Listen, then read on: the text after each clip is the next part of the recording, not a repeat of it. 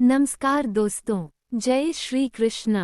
आज हम श्री कृष्णा लीला भाग 34 में काल्यवन की वध की कहानी को सुनेंगे।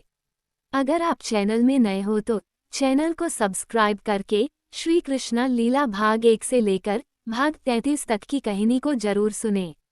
तो आइए कहानी को सुनते हैं। मलेच्छ देश का राजा काल्यवन जरासंध का न्योता पाकर मथुरा पर आक्रमण करने आता है। उसके और श्री कृष्ण के बीच तय होता है कि वो दोनों अकेले युद्ध करेंगे। इससे दोनों ओर के सैनिक व्यर्थ में मारे जाने से बच जाएंगे। वचन के अनुसार श्री कृष्ण मथुरा के प्रवेश द्वार से अकेले और निहत्थे बाहर आते हैं और काल्यवन को द्वंद्व युद्ध की चुनौती देते हैं।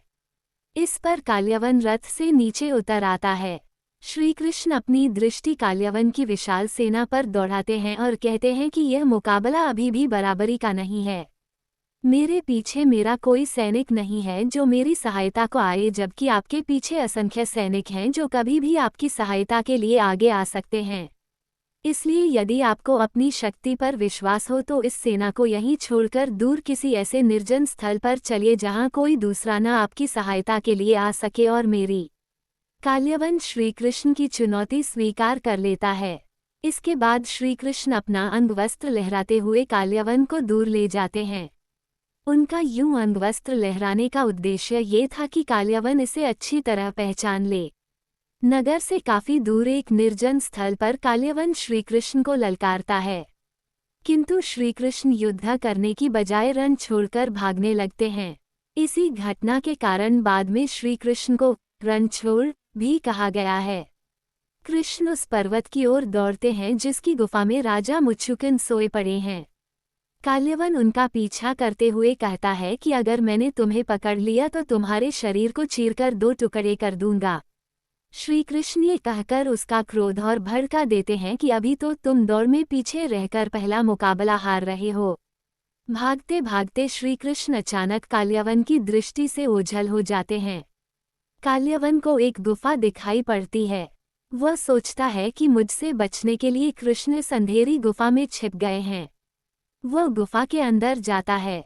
ये वही गुफा थी जहां देवराज इंद्र से वरदान प्राप्त कर राजा मुच्छुकंद कई वर्षों से गहरी निद्रा में लीन थे।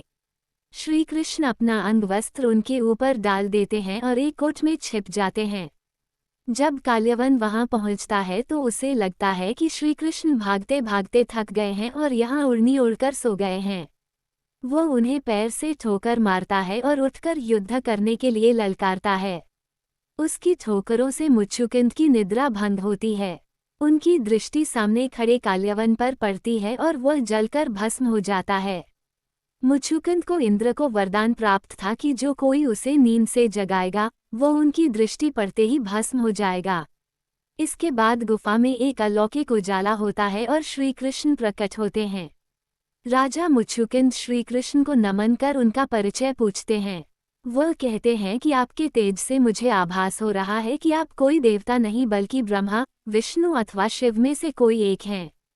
तब श्री कृष्ण कहते हैं कि मेरे हजारों जन्म और नाम हैं। धरती के कणों की गिनती की जा सकती है किंतु मेरे नामों की नहीं। किंतु तुमने कई जन्मों तक मेरी पूजा की है तो मैं तुम्हें अपने इस जन्म का परिचय देता हूँ। मैं ब्रह्मा जी के कहने पर इस बार कृष्ण के नाम से मथुरा में पैदा हुआ हूँ ताकि कालनेमी असुर जो इस जन्म में कंस के नाम से पैदा हुआ था उसका वध कर सकूं। श्री कृष्ण राजा मुच्छुकंद को काल्यवन के बारे में भी बताते हैं और उनसे वरदान मांगने को कहते हैं। मुच्छुकंद कहते हैं कि उन्होंने अपना राजसी जीवन भौतिक सुख उठाते हुए व्यतीत किया है और राजा रहते हुए उन्होंने जो दान पुण्य के कर्म किए वह भी इस कामना से कि उनका अगला जन्म भी सुखमय बने। परंतु आज आपने जो परम अनुग्रह की वर्षा की है उससे मेरे मोह के बंधन टूट गए हैं। अब मैं किसी सांसारिक वस्तु के प्रलोभन में नहीं पड़ना चाहता, अतएव मुझे केवल अपनी अनन्य भक्ति का वर दीजिए। राजा मुच्छुकंद के वचनों से प्रसन्न होकर श्री कृष्ण उन्हें अपने चतुर्भुज रूप के दर्शन देते हैं और उनसे बद्रिकावन में कंधमादन पर्वत पर जाकर तपस्या करने को कहते हैं। श्री कृष्ण उन्हें मोक्ष का मार्ग दिखाते हुए कहते हैं कि तुमने क्षत्रिय जीवन जीते हुए कई पशुओं का शिकार किया है, तो अब तपस्या करते हुए उस पाप को धो डालो। इसके बाद चतुर्भुज रूपधारी श्री कृष्ण अंतर्ध्यान हो जाते हैं। दोस्तों, श्री कृष्ण लीला भाग 34 समाप्त हो गया है। अगर आप भाग 35 सुनना चाहते हैं तो हमारे चैनल के साथ बने रहो। जय हिंद, जय श्री कृष्ण।